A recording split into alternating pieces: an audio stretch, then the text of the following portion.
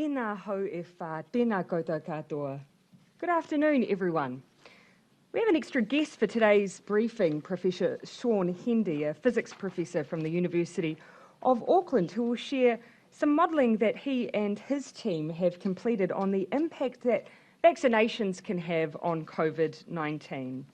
But first, let's come to Dr. Bloomfield for an update, then I'll come back for a very brief introduction, then we'll give Professor Hendy a chance to speak. Thank you, Prime Minister. Kia ora koutou katoa. So today there are 15 new community cases to report, all in the Auckland region. Our total number of cases from this outbreak then goes to 1,123, and of those, pleasingly, 861 have now recovered. There are also 2 new cases in managed isolation.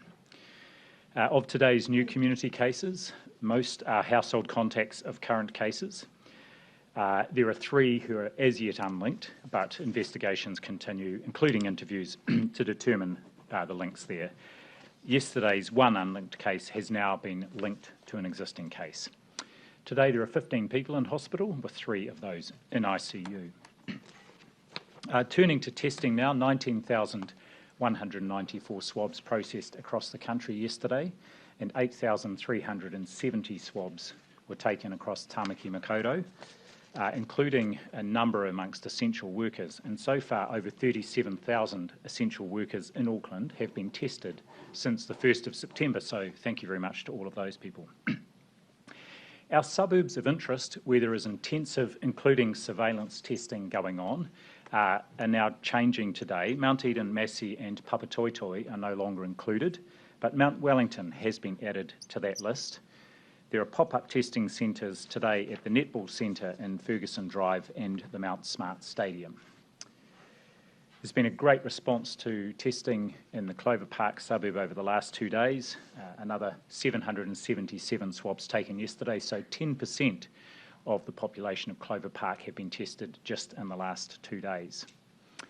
60% of Clover Park residents have already had at least 1 vaccination, and I would urge those who haven't yet had a vaccination and who are eligible to get out and do that today. In terms of crossing alert level boundaries, there's a new testing requirement for people who need to travel out of Auckland for personal reasons that comes into effect from midnight tonight. It is for most people who have to travel across the boundary one-off for personal reasons, and they need a negative COVID test within 72 hours of travelling. There are some exceptions to this, and the information is on the Ministry and COVID-19 websites. Generally, though, people travelling out of Alert Level 3, for whatever reason, regularly, for example, for permitted activities like to take care of an animal, will also need a test within the last 7 days. We're updating the information on the websites this afternoon, and we'll do an updated media release today. But what I would say is there are greater restrictions on travelling across that boundary with Auckland under Alert Level 3 this time than there were last time. It doesn't include the ability to travel to your house outside of the region, nor to travel to school outside of the region. Those were features last time. There are no exceptions for that this time. In Upper Hauraki, there's been an ongoing great response there. Every teacher and student at that school, Mātangi School, have been tested, and all but 1 have returned negative results. The other result is outstanding, not positive. Likewise, the only positive tests we've had in that rohi are from those in that single household at Whakatiwai. On the Section 70 notice that has been in place, just an update there, I'm lifting that Section 70 order for people outside Upper Hauraki that were covered by restrictions. Those restrictions applied to people who had been in that region between the 8th and 20th of September and who had departed prior to 7:30 on the 20th. There is no evidence of any spread beyond the household there, and we have reassurance from a significant level of testing in the region, as well as wastewater testing, that there is no spread. So the Section 70 notice is lifted, and those people who have been isolating, thank you very much. Stay vigilant for symptoms, but you are now released from that isolation. The Upper Hauraki region stays under Alert Level 3. We are reviewing that this afternoon, and a decision will be announced tomorrow. Thank you, Prime Minister. Thank you, Dr. Bloomfield. For some weeks we've been talking about why vaccinations are so important. and that the more people are vaccinated, the fewer restrictions we will have to live with in the future. What does that look like in reality? Just how much of a difference does 80% of the eligible population being vaccinated make compared to, say, 90% or more? Throughout our response to COVID-19, right back from the beginning, we've always used the best research and evidence we have available to us, and we've used that to inform what we do as a government.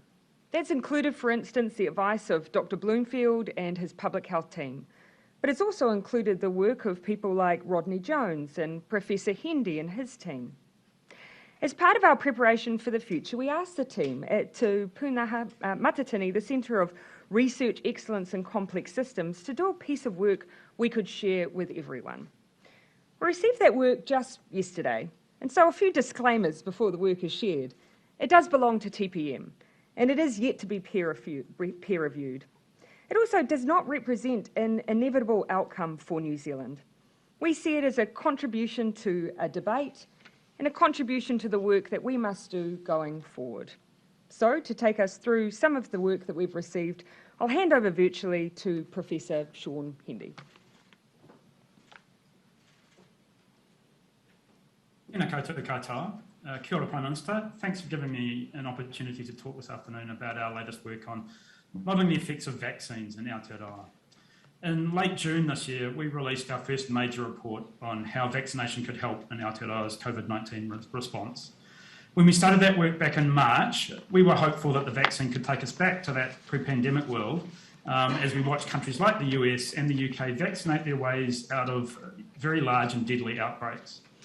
However, by the time we released the report in June, we were watching the Delta variant spread around the globe. It was becoming clear that vaccination alone was not going to do the job. Our June report just reinforced this picture. Today we're updating that work to take into account several new factors, however. The first is that we are on track to vaccinate upwards of 80% of those aged over 12. That's fantastic. For those over 65, the proportion of people with at least one dose is now up over 90%. The rate of uptake suggests that we could aim really high, approaching well over 90% in coming months. And the second new piece of information is that Pfizer has announced that the vaccine may soon be available and approved for use in children over 5. So this means that it might be possible to achieve vaccine coverage right across the population of more than 90%. And these aren't scenarios that we dwelt on in our June report. So today's report is to address this and update things. Now, I do need to emphasise that this is just a modelling study, and although we've tried to incorporate the best data from overseas, there's still many uncertainties. If new information does come to light, new information from overseas, our conclusions would have to be updated to allow for that. So with that said, what does the model tell us about life with vaccination coverage in the 90s? Well, the best outcome would be what is called population immunity. This is where enough people are vaccinated that the virus simply can't find any new people to infect. So outbreaks fizzle out on their own. This corresponds to keeping the effective reproductive number of the virus, that number R, that modellers like to talk about, below 1. And if we could achieve that, then the effects of COVID-19 would be greatly blunted. The modelling tells us that because Delta is so transmissible, population immunity is probably still out of reach by vaccination alone. However, that R number depends on other things, including other public health measures that we might put in place. So we looked at what would happen if we were to use a suite of moderate, sustainable public health measures, such as some combination of masks, better ventilation, rapid tests, vaccine certificates, for example, rather than our current approach that's very much based around lockdowns. We found that there are scenarios where population immunity is achievable, provided we get high vaccine coverage, and this is supported by these moderate public health measures, as well as effective contact tracing. There'd be a lot of benefits to achieving this. For example, if we were to get to 90% plus vaccine coverage and those over the age of 5, those moderate public health measures could reduce the health burden to something that's less than that of seasonal influenza, with only moderate border restrictions in place. Nonetheless, there are still scenarios where, despite a high vaccination coverage, population immunity would not be achieved. Now, this would likely result in severe health burdens that are order of magnitude worse than seasonal influenza. For example, if we only get to 80% of those over 5, then we could still experience 60,000 hospitalisations from COVID-19 in a 1-year period and 7,000 fatalities. Our healthcare system couldn't cope with this level of illness. We would need to continue to use lockdowns. The message from the modelling is that COVID-19 is going to continue to disrupt our lives for some time yet, but that we can minimise that disruption by ensuring we all get vaccinated. There's no magic threshold for vaccination coverage, just the fact that the higher the coverage, the less restrictions we will need in coming years. The report today, clearly demonstrates this trade-off. There are important updates to the work we've released today that we're working on at the moment. These are going to be released in the coming weeks and months, and these include a more detailed look at exactly what these measures might look like and how they might work best in the community and at the border. So I'll just finish by just thanking my co-authors on this report, Mike Plank and Nick Stein, as well as the rest of the Te Puna Matatini team who are working on broader aspects of our COVID-19 program. And finally, let me just stress the need that we need every community to be well covered by vaccination. For life to go back to normal, we really can't leave anyone behind. Kia ora. Thanks, Professor Hendy. As you can see, sitting behind the work completed by TPM are complex models. A lot of variation to them and likely to be changes to them in the future. They've had to take into account a huge range of variables, and I expect those will be debated. But there are still some really strong themes that we can take away, even at this early point. The first is that vaccinations matter the most, and that they are cause for hope. In the beginning of our battle against COVID-19, we used lockdowns because none of us could risk being exposed to the virus. To control it, we couldn't just isolate away those who had the virus. We essentially had to isolate away everyone. With vaccines, we can turn that model on its head. We can isolate those who have COVID rather than everyone. Because we have the individual armour of a vaccine, that means if we do come in contact with the virus, we're far less likely to get seriously unwell, to pass it on, and then to cause a major outbreak. The second important take-home is that vaccines alone aren't enough. If you just use vaccines and nothing else, and there is an outbreak in New Zealand, it could still lead to quite widespread outbreaks and hospitalisations. Now, that may not have been the case with other variants of COVID, but unfortunately, Delta is more transmissible. If there is an unvaccinated person, it is very good at finding that person eventually, and then the next one, and then the next one, until it's quickly found a lot of people and potentially overwhelmed the health system. Now, if you're someone who has been vaccinated, you might think that doesn't matter, but it does. Children can't be vaccinated. It will reach them. And we've seen it reach them in this outbreak. And also, if our health systems are overwhelmed, we all suffer. However, that doesn't mean the public health tools we have to use alongside them need to be as disruptive as the ones we've had to use till now. They could, for instance, be measures, as has been referred to in this work, as sustainable, a mixture of things like isolating cases, improved ventilation in public spaces, strategic use of masks, vaccine certificates, and an approach at our border that means we try and catch cases, but won't necessarily mean that full 14 days of quarantine as we know it now. But the way we have to use these again will come very much down to how many people we vaccinate. The third point, and the one I know people will be looking for, is whether these tools have to include lockdowns. What we can see is that essentially at very high levels of vaccine, we can take level 4 out of the toolbox and instead set it aside while vaccines continue to be as effective against variants as they have been to date. And I know people will see that as very good news. Again though, it all comes down to vaccination. As we've said right from the start of our vaccination campaign, the more New Zealanders who get vaccinated, the more opportunities open up to us and the more freedoms we gain. They mean we don't have to live with COVID. In fact, we can stick with the plan we talked about right at the beginning of this pandemic, which wasn't 0 cases, but 0 tolerance for COVID. We can vaccinate, we can isolate, we can control it, and there is reason for optimism. I wanted to finish by sharing what comes next. Last week I mentioned that our alert level system needed to factor in the new tool that is vaccinations. We've been undertaking work on this and we'll look to share that work when it is complete in the coming weeks. That means before we have the vast majority of New Zealand fully vaccinated, You'll be able to see what a difference those vaccines will make to the way that we respond to an outbreak in the future. We increasingly have the research and evidence to underpin that work, a range of different sets of modelling, advice from our public health team at the Ministry of Health, and we have a set of principles that we are working to. I wanted to share those principles with you now. The first, as we undertake our future work on a vaccine framework, includes vaccinate. That means good coverage across geographic areas, age range and ethnicity to prevent outbreaks. Aggressively isolate cases when they do arise. Control the impact of potential cases through sustainable public health measures. Give as much certainty and stability as possible for people and businesses. Catch cases at the border, but work towards removing the bottlenecks. And ensuring our hospitals and public health system are well equipped to care for cases if and when they do arise. I look forward to sharing that work soon as we look towards the future, including this summer, with a sense of optimism. For now, I want to say thank you again to all New Zealanders. Your work has meant that we have had one of the lowest mortality rates and hospitalisation rates from COVID in the world.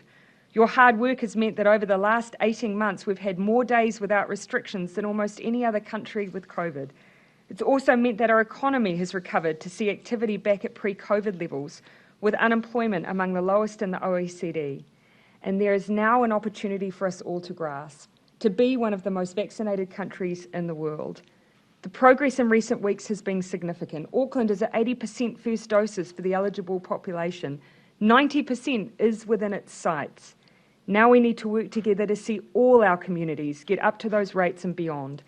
It's not the Aotearoa way to leave anyone behind, and it just doesn't feel right. So here is our chance to lead the world again, and that comes down to each and every one of us. We have the supply of vaccines we need. We have the workforce ready to do the job. So have that conversation with your whānau or friends. Help someone make a booking or give them a lift to a vaccination centre. Each action, large or small, gets us a step closer to the opportunities and freedoms we all want. In the meantime, across all the debate you'll see amongst modellers and researchers, there remains one simple message: get vaccinated. It's the reason we should all feel hopeful. Now happy to take questions, and feel free to direct them to Professor Hendy as well. And then Toba. Prime Minister, with the vaccination rates, New Zealanders want something to aim for. What is our vaccination rate? High. You can see the highest possible vaccination rates give you the most freedoms. And you can see that in all of the research that is presented, including some that you've seen today. The more people that are vaccinated, the fewer restrictions we need to live with, the more normal life will feel, and the more protection we provide, particularly for those young children and babies who can't be vaccinated. Is this a no to... You can see from the modelling that the higher the better. Of course, you'll see Dr. Bloomfield said, for instance, 90 plus. Those are the kinds of numbers that give you the most freedom possible. And so that's where we should be aiming for. Let's be top of the table. Does it mean it's a no to opening up at 80%? Look, what you might be distinguishing between then is we've got obviously our current outbreak that we're dealing with in Auckland, and we continue to take a stamp it out strategy there. We need to, because we're still vaccinating our population. What you see today is what the future can look like with a vaccinated population. But at 80%, we're still looking at 7,000 deaths. So is it a no to opening up? I'm sure there will still continue to be lots of debate around where you assess the efficacy of vaccinations and so on. What this tells us is that with high vaccination rates, we don't have to simply accept that we'll have those kinds of impacts on people's lives, but it means that we should strive for high vaccine. That is going to be the golden ticket for New Zealand. It also means that we won't have to have baseline public health measures that have been really disruptive to our lives. Vaccines can help reduce those down, so it's all our choice. Does it also mean... I'll come back to you, Toba, if I can, but I'll come in the front to Henry. Prime Minister, does this mean, and maybe one for Professor Hendy as well, does this mean that over fives need to be brought into the vaccine program? Because just looking at the numbers, to get to that over fives, like of a 90% figure, you need to get 99% of over 12s, which is probably impossible. Look, most people couldn't say. So over fives necessary to get to that 90% figure. The decision on over fives and their vaccinations will be based on advice from our experts. they're the ones that will make an assessment around all of the data and evidence for that group. It will always be a health decision, always. And so that will be where that decision is made. It demonstrates that it makes it easier to hit some of those targets, but it won't be the basis of decision making. I'll come to you on that, Dr. Gordon. Quick additional comment there. We're looking at the evidence. It's promising. It will go through the regulatory approval process and then the advice from our CV technical advisory group, and then it's a cabinet decision. Equally, we are also watching the studies being done on under fives. And the key thing here is if the vaccine is effective and safe for the whole population, that's a huge advantage because it helps protect those younger members of the population. In the meantime, there was a key message there, and Professor Hendy, as he said, there is no magic number. It's as high as possible, but getting vaccinated protects not just you, it protects our frail older people, our children, our immunocompromised people who can't be vaccinated, and it protects our vulnerable communities. It's probably from this outbreak as well, a reminder, we've had 13 babies, 13 under ones in this outbreak affected by COVID-19, 253 children under the age of 12. So the vaccine actually for that age group is about protection for that age group, not just about whether or not it helps us achieve high rates. I'll let you finish with a question, Henry, and then I'll come to Jason. Will this modelling be the underlying assumption for most of your cabinet decision making on this, or will you also be looking at countries like Singapore, which has quite different results than what this modelling actually Yeah, absolutely. So actually what we're doing here is no different to what we've done all the way through. Professor Hendy's modelling has been available in different forms and iterations right from the beginning of COVID, and so has a range of other modellers, and so has international evidence, so has our public health advice. We go through a process of bringing all of that in and then designing our response. So I recall some of the advice we got from Professor Hendy right at the beginning of COVID-19. It helped us design our alert level framework. And so we've taken on board a range, not just any single piece of work, and that's the same now as it's always been, but it's always incredibly helpful as we work through some of those models. It's very different to the Doherty modelling in Australia, and it's quite different to what we're actually seeing in real life in Singapore. And it's different again to Denmark. This is why you'll hear us say these are tools and pieces of information that help inform our decisions.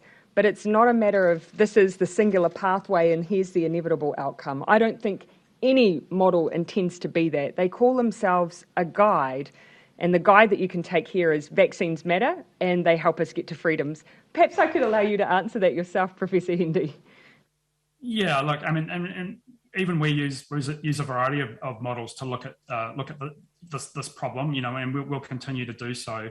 And yes, I think it's perfectly valid for us to follow what's happening overseas, but we do have to remember every country is different. It depends on age structures, other measures that you might be prepared to put in place. And I think it's also important to remember, we're looking at the long term here, and we will have to watch what happens in countries like Singapore and Denmark over the longer term. It would be really dangerous to just simply follow a country based on some short-term results. This is a strategy that we're going to have in place for at least a year, if not several years.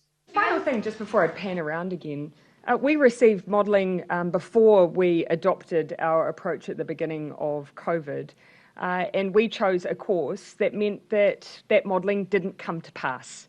And so that's why we get it early. We can make decisions and choices that mean that none of it has to be inevitable. It's all about how we use it to guide decision making, and we do take it from a range of sources. Prime Minister, I did say Jason, and then I'll come back to the modelling suggests the difference between 80 and 90 could be the deaths of thousands of New Zealanders. You've already essentially ruled out the stick, which is mandatory vaccination. Is there any sort of carrot incentive that the government will be providing to shift the dial at that top level to help save essentially could be hundreds or thousands of people? Well, on your very direct contrast there again, I'll let Professor Hendy speak to his own modelling. But when it comes to the issue of carrots and sticks, there have been some areas where we've said actually because of the risk to individuals, we do think that it's incumbent on us to go a little further and require vaccines. And you've seen where we've been willing to do that. In other workplaces, very much employers will be having conversations with employees. And what you have seen here today is some discussion over some tools like, for instance, vaccine certificates. And that's a very live debate for us. because it doesn't preclude you from engaging in life, but it says if there are certain things you want to do safely, maybe they're a legitimate tool. So those are things we're discussing and debating. Yeah, and then I'll come back to you. Sorry, did you want to say anything, Dr. Hendy, Professor Hendy, around those cliffs for those different vaccine levels? Yeah, I'll just comment on that 80 versus 90%. And I think one of the big differences that 90% would make is just in the far lower need to use lockdowns. I mean, so if you like, that's a big carrot for many people in New Zealand. The fact that we wouldn't necessarily have to rely on lockdowns anymore, I think would be a big bonus. I and I can't speak for the government, but I presume that would remain on the table. Were we facing a scenario where there were thousands of deaths? So if we can get up into that 90% range, then we can say goodbye to lockdowns. Just sort of further to that point, so does that mean that we can expect lockdowns to be used until over 5s are able to be vaccinated? Not necessarily, and this is here where we need to separate out. We have got an outbreak in Auckland currently, which we're using our traditional tools to take on because we need to. Because we don't have high rates of vaccination, so we don't have that individual protection for people. So that's why we have to stay at home instead. What this is casting forward to is a future where we do have high rates of vaccination. And in that future, if those rates are high enough, then we will be able to move aside from those lockdowns as a tool and instead use things that impact on people's lives much, much less. But so if we don't get to the 90%, we don't need to wait for over 5s to be able to be vaccinated before lockdowns become a last resort, or you'd sort of stop recommending. Keeping in mind, for the vast majority of our battle against COVID-19, we have not been in lockdowns, and that's because of the suite of tools that we've used. And that will continue to be our focus. But in the meantime, we want people to get vaccinated because then it makes it much, much more certain that we can move away from those tools altogether. Prime Minister, there's quite a Oh yeah, go ahead, Dr. Hill. Comment on there, and Sean did mention this, but in addition to vaccination, there are two other areas where we can deploy measures. One is those baseline restrictions, and they could be the sorts of restrictions we currently have in Alert Level 2. Our preference is, of course, we don't have to, and we can enjoy Alert Level 1 freedoms. The second is at the border, the level of movement across the border in both directions and what we require of people as they come across the border. So it's not just necessarily an 80 or 90. There are it's also about the baseline restrictions and the extent to which movement is free or not across the border that can be used to help manage and control COVID in our community. Yeah. Sorry, could you just speak to the impact on sort of that is in the modelling of what the impact of not getting to 90% could be on our Māori and Pacifica communities? Yeah.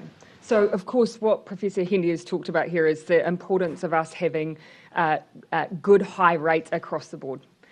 Because what we know is that Delta will be very good at finding unvaccinated people. And if there's a pocket of unvaccinated people, and that includes an age group or an entire community or town, if it finds those pockets, that's where you'll have outbreaks. So that's why it's important we have really good spread across New Zealand, across ages, across towns and cities, across ethnicities, because that will help break those chains of transmission. It's a principle we know well, and it really applies here. The final, just before I can around as well, I mean, all the way through, I feel weary on behalf of Professor Hendy. Models are imperfect beasts. They give us principles to guide our decisions. But I think anyone would be loath for anyone to land too heavily on the precision of numbers when there are so many variables. So the principles are clear. Vaccination matters, and we can get to a point where vaccination can carry a heavy load for us. There's quite a variation in the level of death estimated under various levels. Exactly my point. What number of deaths are you prepared to tolerate? Well, I've always said that I don't want a situation in New Zealand where we simply shrug our shoulders and accept that we have an infectious disease that takes lives when that can be prevented. That has been our principled approach all the way through, and that has not changed. And so that's why you will hear in the way that we're talking, we want to continue to take that zero tolerance approach. If we have an outbreak, we do something about it. We contact trace, we isolate. We don't have a situation where we expect someone in the workplace to arrive with COVID. We take a much more aggressive approach than that so that we don't have that uncontrolled transmission and the devastation that can cause. However, what helps us with that job is vaccines. Professor Hindi mentioned the flu fatality rate at the moment. Is that a level that you would be perhaps not comfortable with? Yeah, and Professor Hendy can speak to this, but I think the reason that people tend to use that as a guide is so that people have an idea in their heads about the level of impact that has on our health system, and I think that's why it's used as often a reference point. I don't think it's useful as a way to think about COVID though, because if you have a workmate that shows up to work with flu, you probably wouldn't react in the way that we want to react if a workmate shows up with COVID. So that assumes this idea that we're not going to act aggressively with COVID. We always have, and we are saying we will continue to. Mark. One of the conclusions of the modelling was that you would need to continue to do things like contact tracing, case isolation, in any scenario, under any vaccination threshold. Are you confident that the contact tracing can keep up with Delta even in this sort of high vaccination world? We've heard from Professor Skegg, for example, about how it might be too difficult to test and trace Delta. I'll let Professor Hendy speak a little bit to the assumptions they made in their own modelling. Yeah, look, and that's a really good question, and I think the answer depends on the case rate that we tolerate, and so for example, if we tolerated a very high case rate, then we would quickly overwhelm any contact tracing system in the world.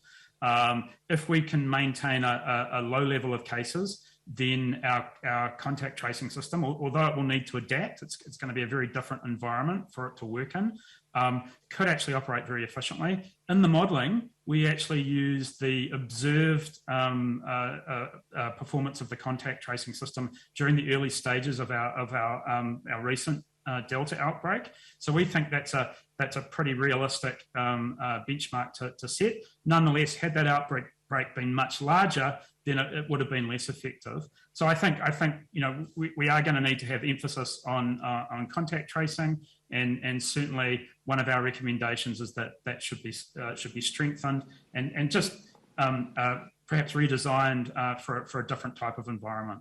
And a good point. Perhaps Dr. Bloomfield could speak to a little bit around the work that public health are doing around what contact tracing looks like in a highly vaccinated environment. Yes, so two things we're doing. One is looking at what happened during this outbreak from where we treated many people who usually would be casual contacts as close contacts. So we're going to do a deep analysis and look and see which ones of those actually converted into cases. So that's one aspect of it, and that will help guide the way we classify people in future. Likewise, we will need to we will need to have different approaches to people depending on whether they're vaccinated or not and whether their households are vaccinated. So the length of time we might require them to be isolated, the testing regime they might be required to undertake will change, and so that's the next iteration of the contact tracing system in the context of what we anticipate and hope will be a very highly vaccinated population. Because there's a big difference between the need to contact trace 30,000 people and whether or not that stays the same in the future. I'll let you finish, Mark. For you, Prime Minister, the modelling also talks about, it doesn't look at a specific public health measure as for what those baseline measures might be, but it mentions a couple of options, including widespread rapid testing and ventilation. Are those things that you're looking at that are on the table in terms of trying to overhaul our ventilation systems for that post?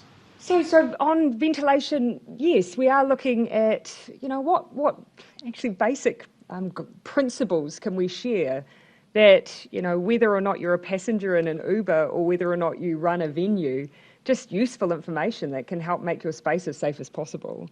And there's lots of countries around the world doing this work that we can learn from them and share that more widely so that individual workplaces and venues are empowered. But you'll see that Professor Hendy has looked at just a raft of public health measures and then made an assumption of the reduction in transmission that might have. So without landing on anything specific, I would put them in the category of being sustainable, and that's what we'll be looking to. In the future framework that we're working up in a vaccinated environment, what are the things we can sustain day to day that aren't too impactful on our lives, but will make a difference? And that's one of the guiding principles for us because we want it to be sustainable for people and the economy. Hendy, Jessica. What does your modelling show about when we will reach that 90% plus rate? Yeah, look, we haven't really been looking at that in detail. We haven't been trying to model the rate of uptake. So this is a sort of a static calculation. We did look in this recent outbreak. We did look to see how the dynamics of the outbreak might be influenced by vaccine uptake, and we could see. I mean, the vaccination rate that we already have at the moment is making a difference in this outbreak. And we could also see that it starts to make a significant difference if we keep these rates up as we get towards into October. But we haven't looked specifically at the date when we expect to hit any of these targets. I think that depends on the population, how willing they are, and there's certainly plenty of vaccines available now, so we could get there very quickly if we wanted to. So what we've done a little bit of modelling on that, and what we know is that actually as a vaccination campaign, we have outstripped many other countries would compare ourselves to in the rates that we've delivered very, very quickly. But what every country has experienced is a point where you reach a certain rate, and ours has been higher than most, where it gets a little bit harder. The point at which Auckland, for instance, can hit 90% is anywhere between a couple of weeks or a month, depending on people's willingness to come forward. And that's where it's going to take all of us. It's not about just going out and applying pressure to people or saying, get vaccinated. We need conversations. We need to talk about why it's important. And that's what this is about today. Prime Minister, Ben, that was actually going to be my question, because it seems like the government could be doing totally fine. It seems like the government could be doing so much more, whether it's advertising campaigns or whatnot. Yeah. Vaccination's the key, yet vaccination rates continue to fall. Today it's under 50,000 for the first time weekday during the outbreak. So what is in the toolkit? First thing I would say is 50,000 was previously where we modelled our high point daily. And so our rates have been incredibly high. They've beaten the peaks of almost every country we would compare ourselves to. What we need to do now is put in the extra hard yards that come with some of the highest rates that you can achieve. And every country has experienced that, but most countries have experienced it earlier than we have. It is about pulling out all the stops, but we need to get creative too. And here the government won't have all the answers. This is where we have to work with our communities on the ground as partners. We have to make sure we're providing the resourcing, and we have to allow a bit of creativity. And we don't have to control everything here. The goal is to get people vaccinated. Let's allow people to go out and do that work. Can I also ask one in the international context? Because, thank you, because like these forecasts are frightening, and the illness and death is hard to stomach.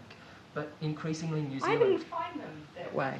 No, well, I mean, okay, there's big numbers of deaths in there, so maybe I'm ill at stomach. But New Zealand is increasingly one of the only countries that's prepared to tolerate lockdowns in the future. So, like, are you prepared to be one out from the international community, resisting calls from your neighbours, from the business community to enact things? That just tells me, unfortunately, that you haven't picked up one of my key messages today, which is we don't want to use that tool. And nor do we have to in the future.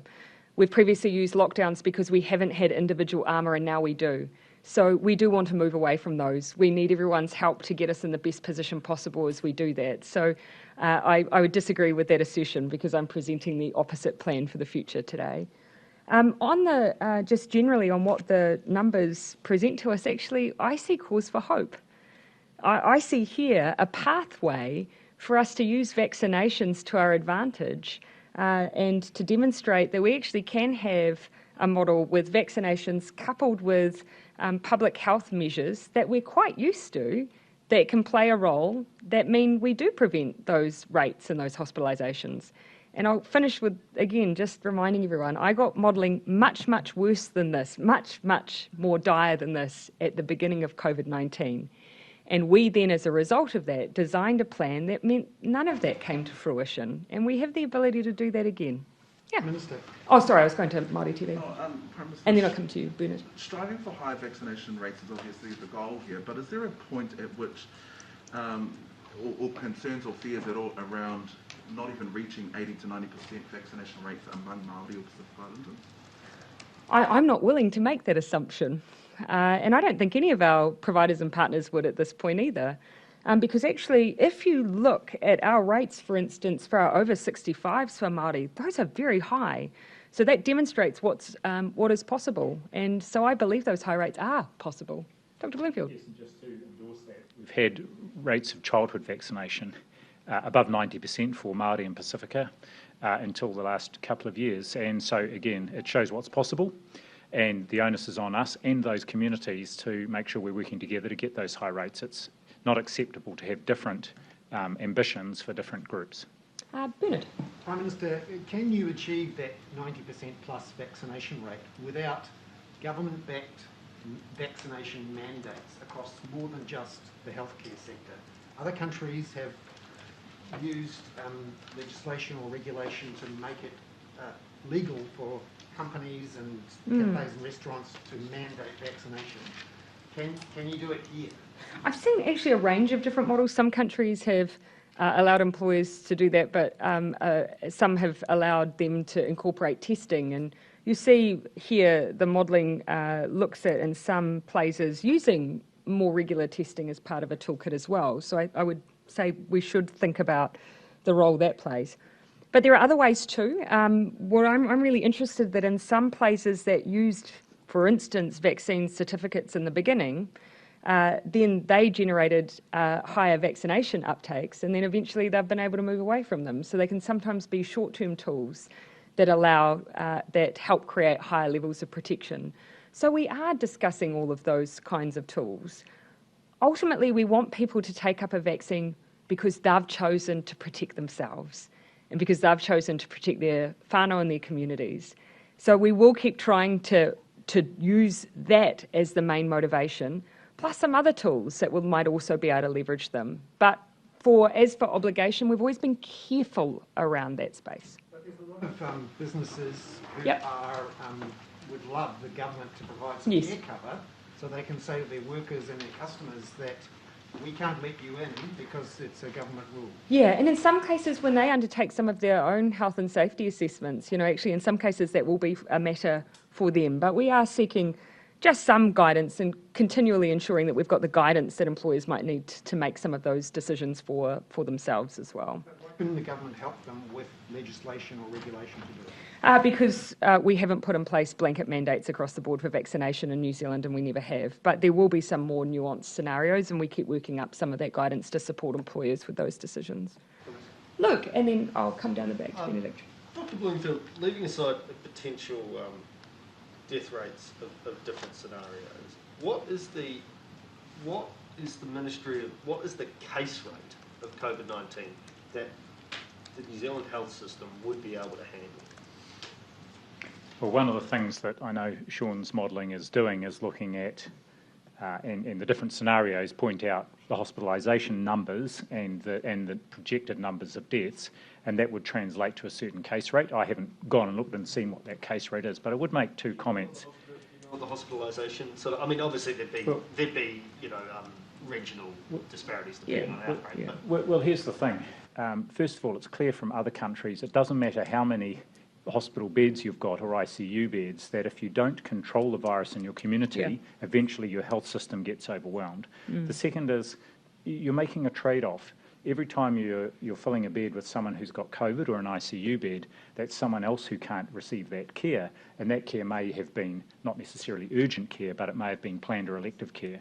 So again, the aim is, and this is the value of the modelling, it shows us what level of vaccination restrictions, measures at the border that help us manage and control the virus in our community so it does not impact our healthcare system to the extent that it actually can't deliver the care that others would need. So part of your work, I guess, in concert with the Cabinet and the government over the next little while, be around, I guess, setting a framework around those kind of trade-offs. That's right, and making sure our health system is ready on a sustained and sustainable manner to deal with COVID in the community in the way that is least intrusive on the system. And that will mean most people will be cared for, of course, in the community, in their homes, with support from community providers, primary care, general practice. Others will need hospital care, just as they do for influenza or other illnesses. But it also shows actually we are going to have, as Sean Hendy has said, really good contact tracing, isolation testing in place to help us keep the level of COVID down at a level that is not just so that it doesn't impact on the health system, but it doesn't impact on our lives and livelihoods. Absolutely right. And the one thing I'd just say again is caution. I know Sean's put these disclaimers in his papers. These are guides. You look at Denmark right now, they're seeing, I believe it's about 170 hospitalisations at the moment, relatively low numbers. These are guides for us as we work up our future frameworks and our decision making. They're not absolutes, and there's a lot of variables there, but they do tell us which levers make the biggest differences, and I think that's really important. Just on another matter, Dr. Bloomfield, we've had reports there was an incident at Middlemore Hospital on Tuesday with some patch gang members that led to perhaps up to 8 staff members at Middlemore having to self-isolate at home. Do you know anything about that, and can you tell us anything about it?